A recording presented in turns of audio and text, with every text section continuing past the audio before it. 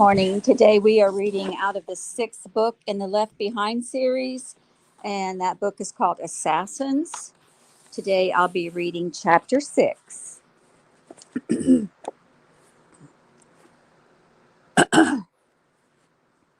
Emotional turmoil took as much out of Buck as did physical labor.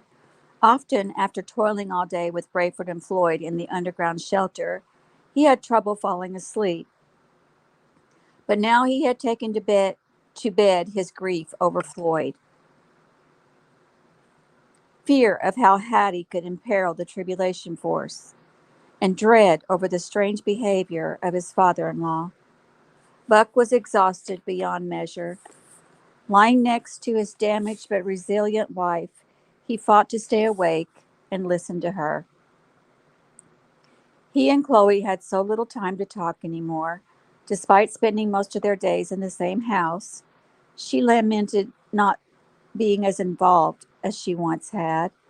Housebound with the baby, slowed by her injuries from the earthquake. But no one else could do what you're doing with the co-op, babe, he said. Imagine the millions who will depend on you for their lives.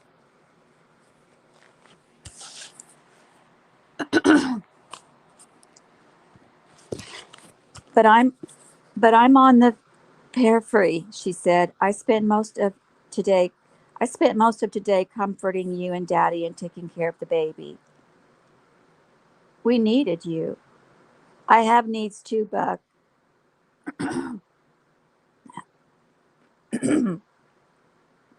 He draped his arms across her. Want me to watch Kenny so you can go with your dad to CT tomorrow? They're talking co-op business. I'd love that. Buck thought he had responded. He had meant to, but when Chloe removed his arm from her and turned away, he realized he had drifted off. She had said something more. He was aware of that now. He tried to muster the energy to force his eyes open and apologize, finish the conversation, but the more he tried, the more jumbled his thoughts became. Desperate that he was missing a huge opportunity to be with his wife, to be his wife what she needed him to be, he slipped over the edge of consciousness. Late in the afternoon in New Babylon, David was urgently ordered to the office of Global Community's Supreme Commander Leon Fortunato. Leon's opulent quarters comprised the entire 17th floor of the new palace, only one below His Excellency the Potentate's.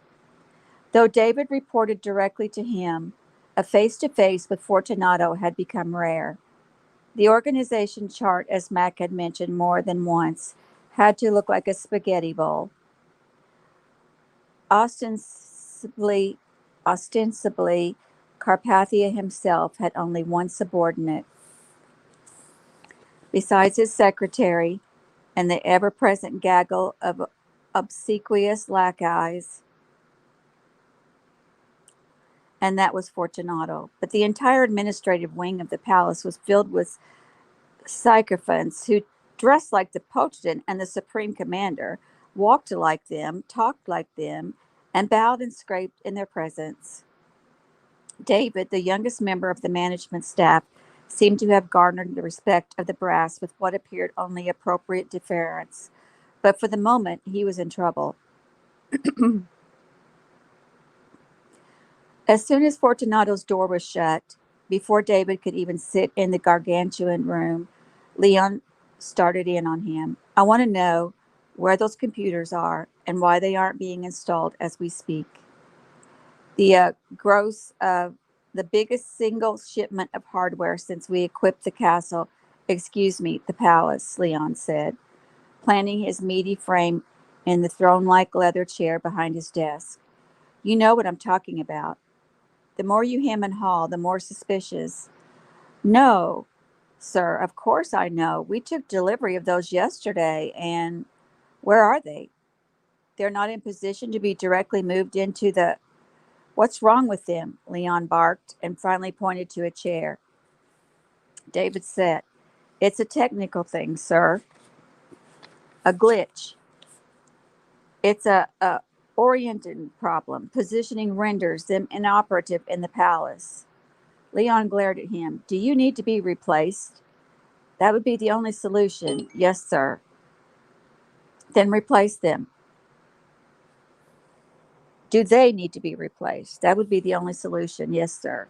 Then replace them. You understand me, don't you, Director Hasid? Yes, sir.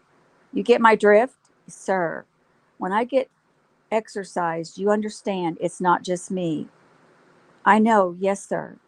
His Excellency is eager that we get a handle on this. He has confidence because I assured him he could, and that you will complete this assignment. We will get that equipment installed as soon as humanly possible. Leon shook his head. I'm not talking about just the blame installation. I'm talking about tracing the opposition. Of course.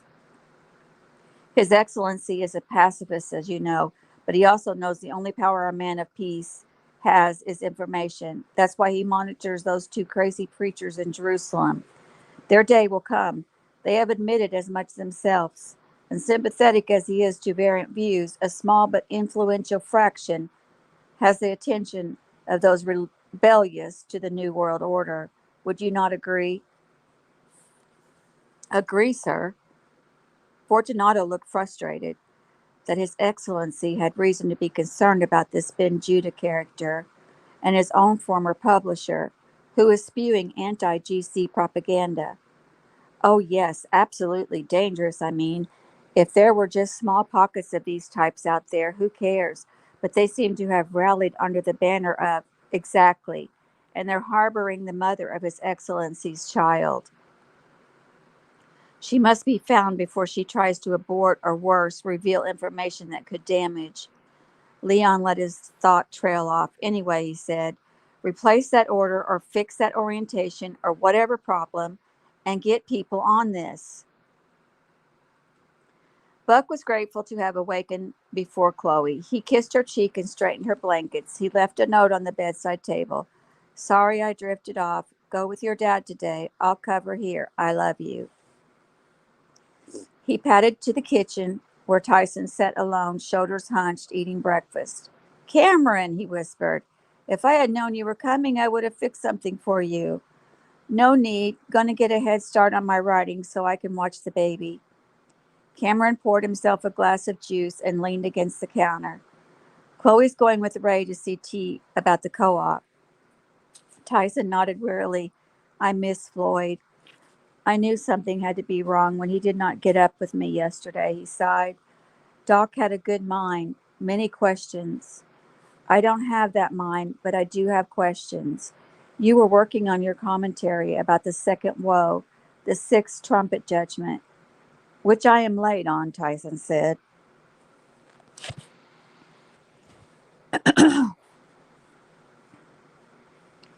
With everything that happened, I was unable to post it yesterday. I hope to have it done this morning, and I hope my absence for a day did not cause panic among the audience. Everybody prays you will not be taken off the net. David Hasid assures me we can stay ahead of Carpathia technologically, yet when he explains how he bounces our signal from satellite to satellite and cell to cell, I am lost. I just thank God he knows what he is doing. Buck rinsed out his glass. You were wrestling with something yesterday. I still am, Tyson said. For centuries, scholars believed prophetic literature was figurative, open to endless interpretation. That could not have been what God intended. Why would he make it so difficult? I believe when the scriptures say the writer saw something in a vision, it is a symbolic of something else. But when the writer simply says that certain things happen, I take those literally. So far, I have been proven right.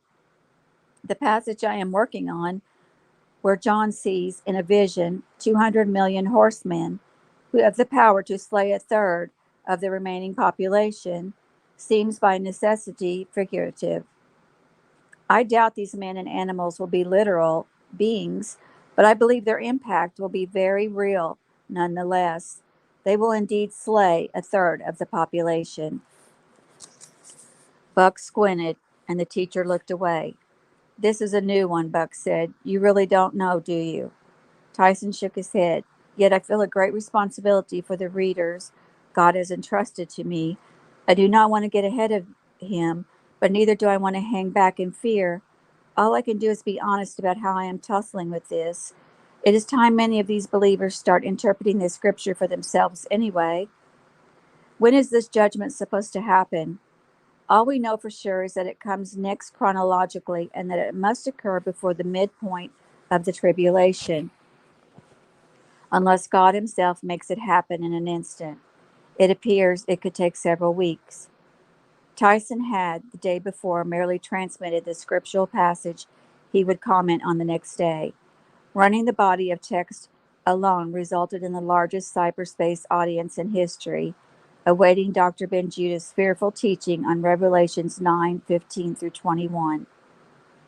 So the four angels, who had been prepared for the hour and day and month and year, were released to kill a third of mankind. Now the number of the army of the horsemen was 200 million. I heard the number of them, and thus I saw the horses in the vision.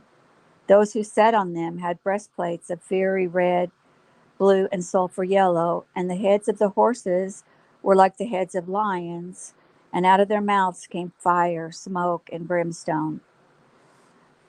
By these three plagues, a third of mankind was killed by the fire and the smoke and the brimstone which came out of their mouths.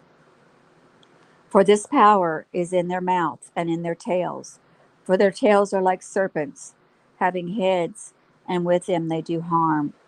But the rest of mankind who were not killed by these plagues did not repent of the works of their hands, that they should not worship demons and idols of gold, silver, brass, stone, and wood, which can neither see nor hear nor walk. And they did not repent of their murders, on their sorceries, or their sexual immorality, or their thefts. David returned to his office, conflicted by the fear Leon had endangered and the thrill of having toyed with the man once again. From his laptop, ignoring a flashing message sign, he ordered another gross of the computers, directing that they be delivered to the palace airstrip. No sense drawing further suspicion.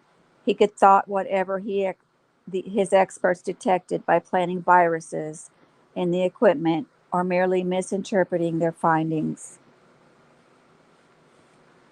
Buck sat with the others at a meeting of the stateside tribulation force at 11 a.m. Tuesday. He reported he'd just gotten word from David that Abdullah Smith was to be Mac's new first officer. Rayford raised a fist of celebration. Then Rayford said, "A couple of updates. We're getting the word to people who trust to keep an eye out for Hattie. She can do us more harm than anyone I could think of. I'm calling a break on work in the cellar for a day. Chloe and I are meeting with T this afternoon. All right?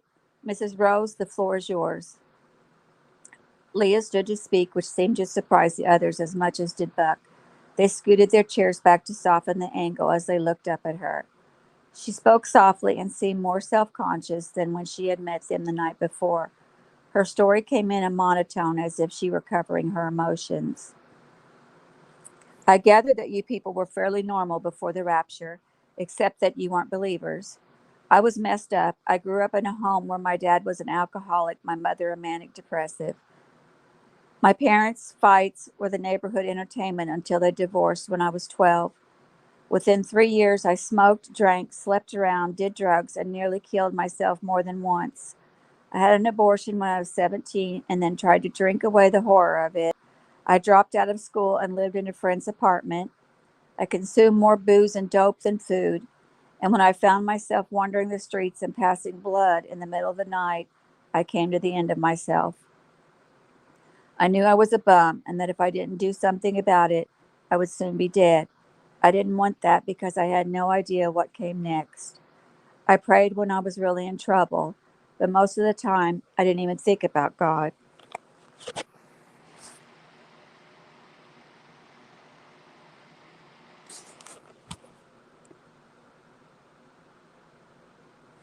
I went into a free county rehab center and wondered if I dared live without junk in my system. When I finally began to think rationally, the people there discovered I had a brain and had me tested. I had a high IQ, go figure, whatever that meant for the sciences. I was so grateful to those people that it sparked in me some latent soft spot for the needy. I got back into school, graduated a year late with almost straight A's, and worked as a nurse's aide and a signer for deaf students to pay for community college. I met my husband there, and he put me through state school and a nursing program. I was unable to bear children, so after about 6 years of marriage, we adopted two boys. As soon as she tried to say their names, Leah clouded over and could barely speak. Peter and Paul, she whispered. My husband had been raised in a religious home, and though he hadn't gone to church for years, had always wanted sons with those names.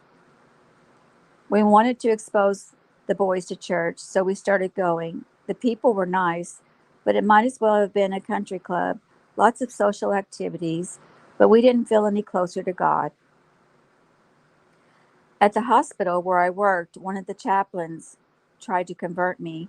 Though he seemed sincere, I was offended, and the woman who ran the daycare center our boys went to gave me literature about Jesus.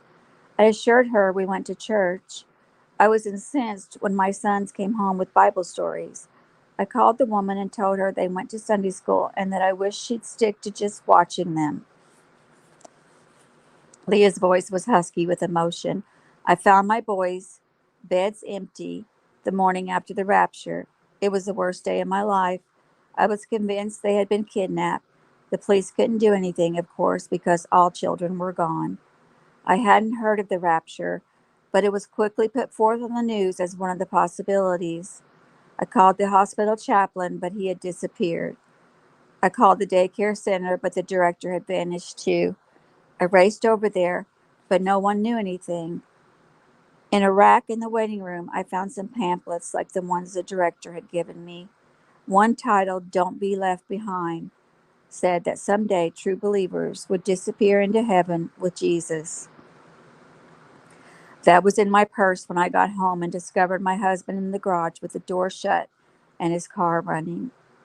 Leah paused and collected herself. He had left me a note saying he was sorry, but that he was frightened out of his mind, couldn't live without the boys, and knew he had no answer to my grief. Leah stopped, her lips trembling. Do you need a break, dear? Tyson asked. She shook her head. I tried to kill myself. I swallowed everything in the medicine cabinet and made myself violently ill. God must have God must not have wanted me dead because apparently much of what I ingested countered whatever else I took. I awoke hours later with a horrible headache, stomach ache, and rancid taste. I crawled to my purse to find some mints and came across this pamphlet again. Somehow it finally made sense. It predicted what had happened and warned the reader to be ready. The solution, well, this was to seek God, to tell him I knew I was a sinner and that I needed him. I didn't know if it was too late for me, but I prayed just in case. I don't know how I found the energy, but as soon as I could get myself out of the house, I looked for other people like me. I found them in a little church. Only a few had been left behind, but they knew why. Now there are about 60 who meet in secret. I'm going to miss those people, but they won't be surprised I've disappeared. I told them what was going on and that I had treated a GC fugitive and all. Well, get word to them that you're safe, Rayford said, clearly overcome. Am I safe? Leah said, sitting down with a sad smile. Do I get to stay? We always vote, Tyson said, but I think you have found a home. Early in the evening in New Babylon, David sat in his office after hours, missing Annie. Being alone with her was risky, so they spent time on their secure phones and computers. He built into his unit the capability to erase both their transmissions to serve as a backup if he forgot. He couldn't imagine that either of them would forget to remove from their computers evidence of their relationship and especially their faith. Maybe we should reveal our love, she transmitted.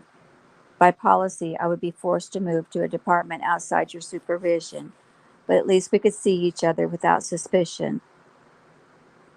He tapped back. It's not a bad idea, and we could use another pair of eyes in other departments. Where you are right now is strategic, though, because of what we can smuggle out of here and into believers' hands in other countries. Keep thinking, though. I can't stand being apart from you. Suddenly, the TV monitors in his area, all of them came on. That happened only when GC Brass believed something was on that every employee would want to see.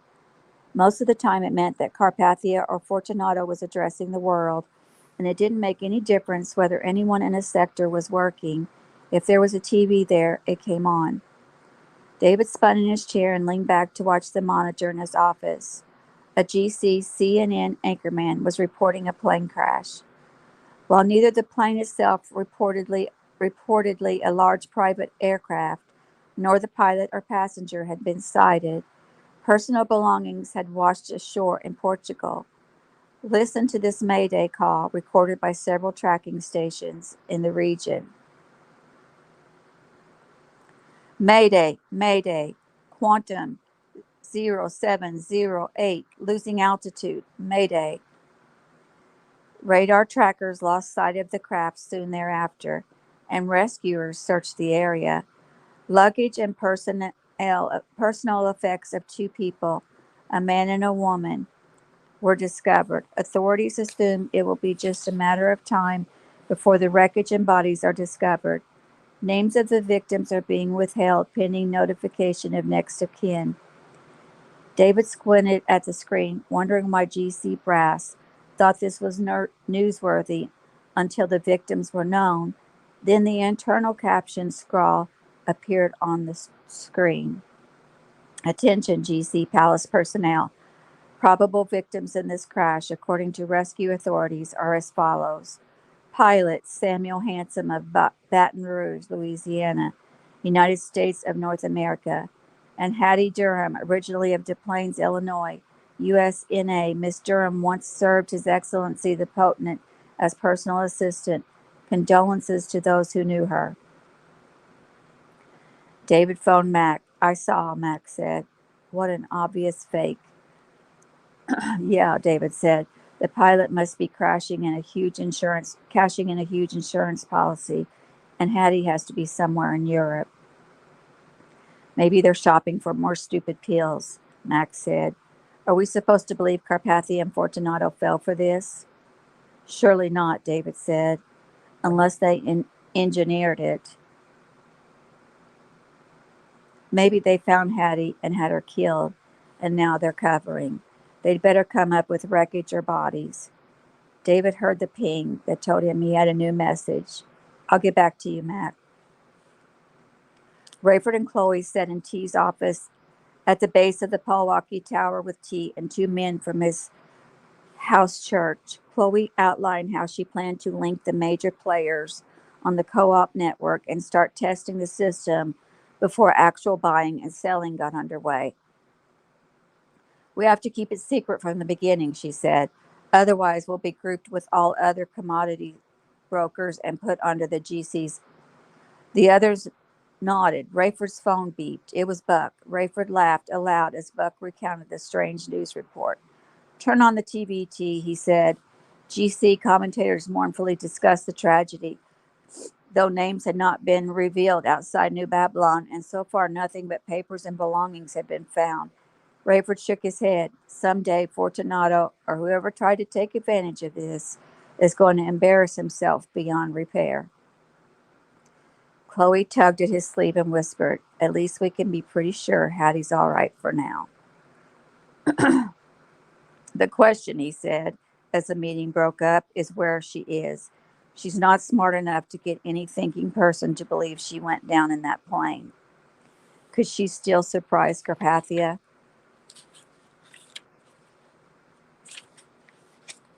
When the churchmen were gone, Rayford, Chloe, and T jogged upstairs to quiz the tower man about the 11:30 flight the night before. He was fat and balding, reading a science fiction book. Sounded Southern to me on the radio, though I never saw him, the man said. Both signed off on the landing and takeoff. He was there, T said. No, he called me about 8 to pre-approve it. I didn't see the plane's numbers on the computer. I wrote 'em down. I could still enter 'em. He rummaged under a pile of papers. Oh, 708, he said, and I guess you know it was a quantum. Can we find out who that's registered to? Rayford said. Sure can, the man said. He banged away at his computer keyboard and drummed his knee as the information was retrieved. Huh, he said, reading. Samuel Hanson, out of Baton Rouge. He's got to be related to Bo, doesn't he? Isn't Bo from Louisiana? And that is the end of chapter 6. Next, I'll be reading chapter 7. Thank you for joining me and have a wonderful day.